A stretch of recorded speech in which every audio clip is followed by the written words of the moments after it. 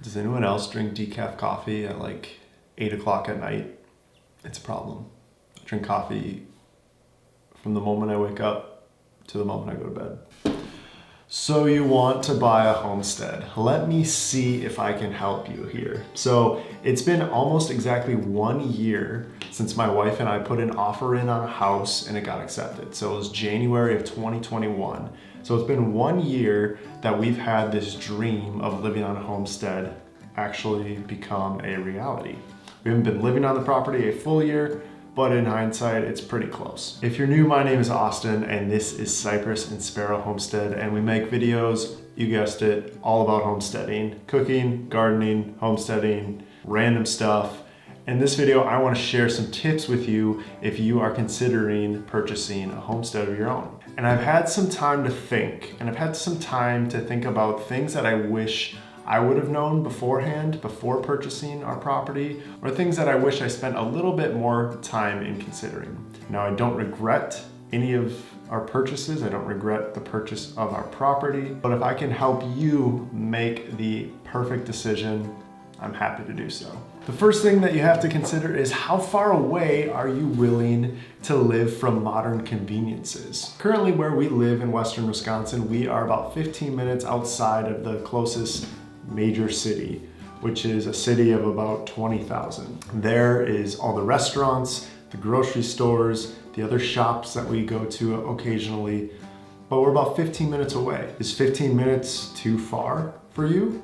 Is 15 minutes not far enough? That would be one of the most important, if not the most important thing I would consider is exactly how far away do you want to live?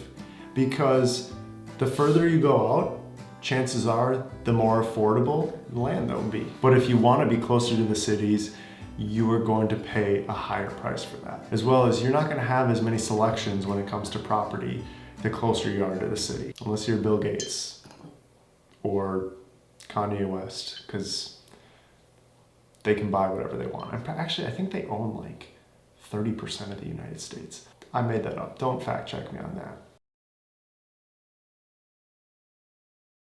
So my number one tip is to carefully consider the question, how far is too far? Number two is, what is the job market like where you're going to be moving?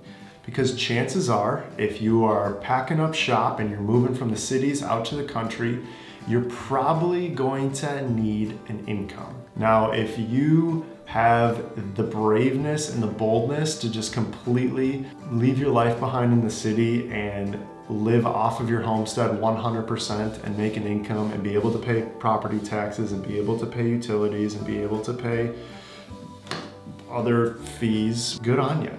But chances are that's not going to be the case if this is your first time living in the country or purchasing a homestead. So where you're located, consider how are you going to make an income? Are you going to be trying to find a job locally? Are you going to try and find a job remotely? Are you able to keep the current job that you're working at?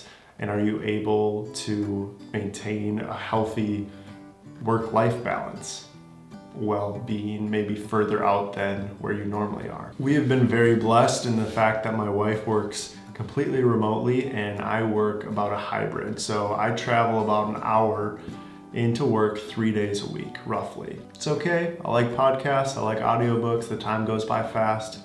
But if that's something that scares you, or is that something that you don't at all want to even attempt, considering what the local job market is like is a really important step. Because truthfully, rural jobs, they're just more scarce than they are in the cities. That's just a fact of life. All right, so those two were kind of boring. Two disclaimers, basically, that I felt like I had to put out. Now we can get into some of the good stuff. The third tip that I would give you is to be crystal clear on the projects that you hope to achieve and you hope to start on your homestead. Because the more clarity you have with the vision of your homestead, the more precise you can be with your property search. Because that way, when the perfect property comes about, you will know it. And it's okay, projects are gonna change over time. Your interests shift, that's okay. But things to consider are, do you want any animals? And what is the land that you're looking to purchase, what is that set up for? What animals might thrive in that land? If you want a garden, is there a large open plot of land that you can place a garden in that's gonna get some sunlight? Because it's really hard to grow a garden in a wooded forest. And if you want some trees on your property, you don't just want fields, that's something to consider as well. Are there any certain features that you want on the property? Do you want some water source like a creek or a pond? Creek? Creek, it's creek. Do you want some grass fields so that you can have cows and you can have maybe even horses? Do you want some wooded area for a little bit more privacy? The more specific you can be with your hopes and with your projects, the easier the searching process is gonna be. And along the same lines, don't buy wetlands. Just don't buy wetlands. They're not worth it. They're so hard to build on. They're so hard to get any permits for. They're like gross half of the year. Just skip it. Just skip it. And if you're confused on what that is, it's just like marshy land. Most cities will have public water tables where you can kind of check where the water levels are at. And in wetlands, it's gonna show waves, or it's gonna show water drops, or it's gonna be very, very clear that that particular property is a wetland. And don't buy it. Just run along. Run along. All right, tip number 4, what is the current infrastructure of the property you're looking at? Is there storage space? Does it have fencing already established if you do want animals? What are the utilities going to be like? The plumbing, the electricity? Are you thinking about going off grid? Are you thinking about going partial? Are you thinking about going full grid for your utilities? It all kind of circles back to that clarity question. And now you can take the approach of buying raw land and building everything from scratch. Be forewarned, that is not always the cheapest route. It's definitely not the most time efficient route. And if you don't have a baseline of building structures and how utilities work, personally, I don't think I would go that route. We looked at that route for like 2 seconds and then we realized how much more labor intensive it was going to be than to buy a property that already had a dwelling unit on it. Not to mention loans are a lot harder to get and you probably have to have more upfront cash to purchase that land. So taking an inventory of what the property has as far as infrastructure goes will save you so many headaches down the line. And prioritizing what type of infrastructure is a priority for you. My next tip concerns loans. Now, I am not a loan officer.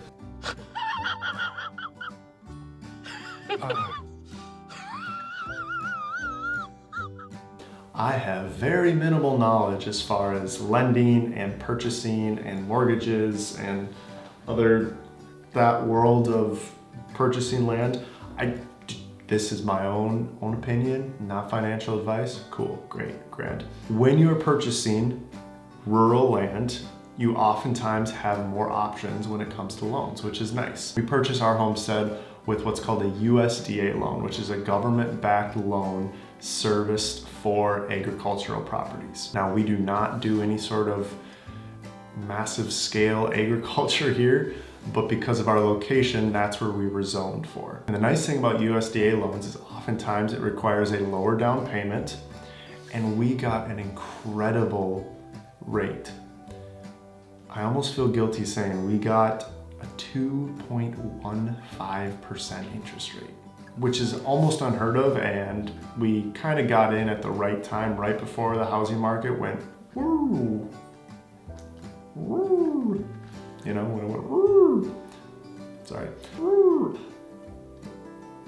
Sorry, I'll stop that now. We got in at a good time, and with the USDA loan, we were able to put down, I want to say it was 5%, so it really was not that much. Plus, we got an incredible rate with the 2.15%. So when you're purchasing your property, and if you aren't going to buy it for cash, which is not a bad idea, but not everyone has that cash, Work with a good mortgage lender that has a good knowledge of the different type of loans that you can have purchasing a rural property. Bill, I know you'll never watch this, but thank you. My sixth tip is to don't buy land that has any sort of HOAs, which is called homeowners association, if you're not familiar, that has any sort of restrictive covenants from the township, that is landlocked, meaning that you can't get to it unless you have permission from a different property owner. This all seems obvious, but you would be shocked at how many properties in the world are restricted in some sort by some governing agency or some governing association. I mean, some of these places you can't even decide what color house you want. It has to fit into this color palette, or it has to look structurally like this certain cookie cutter shape house. Just don't mess with it. HOAs, run. Restrictive covenants from the townships, run. Now, I'm not saying you should just look for properties that have no zoning or no building permits or requirements or anything like that, or codes. No, that's all fine and dandy. But be aware of what those codes are and what is allowed in the zoning of the property. Thankfully, a lot of rural properties have less restrictive zoning code laws. That's just the nature of country living, I think. So skip the HOAs and all the covenants and all the other restrictions, if possible. We've come to the last one. We've come so far, you guys. Thank you for sticking around. My last tip, and I know your grandma told you this, I know your mom told you this, I know your dad told you this, I know your teacher in second grade told you this, and I'm telling you now, if it's too good to be true, it probably is. And I mean that genuinely. There's gonna be a lot of properties, and it's an exciting time, especially when you're purchasing your first property, your first homestead. It's exciting, you're dreaming, you're visioning, you're seeing you and your future family on this plot of land, and you might think it is the perfect home. And then you come to find out there is something very, very wrong with it. There is something very, very wrong structurally with the home. There is something very, very wrong with the property itself. Maybe it's on a wetland. Run. If it's too good to be true, it probably is. And this is one thing to consider, and I don't say this to discourage you, but the housing market is so competitive right now. And if there's a house that looks like the dream house, but it's been on Zillow or it's been on Realtor.com for 180 days. I'm not saying that you should completely avoid it, but proceed with caution, because there's a reason that that property is still there. There's a reason that that property has 1,298 saves and it's still not purchased. If you're on Zillow, you know exactly what I'm talking about. So listen to the age-old advice. If it's too good to be true, it probably is, and it's okay to dream. Just proceed with caution, because chances are this is going to be the biggest purchase of your life thus far. And you are so close to that dream life in the country, that dream life on a homestead. And let me tell you, it's worth it. We love it out here. We genuinely love where we live. And it's not glamorous. It's not the most convenient. We're in the middle, kind of in the middle of nowhere, but we love it. And it's our land and it's our oasis. And I want that for you too. So take these 7 tips as you will. Pro tips from a non-professional. I want to thank you guys for watching. If you want to continue to see if homesteading is right for you, I made a video just a few weeks ago answering the question of should you buy a homestead? And you can watch that video right here.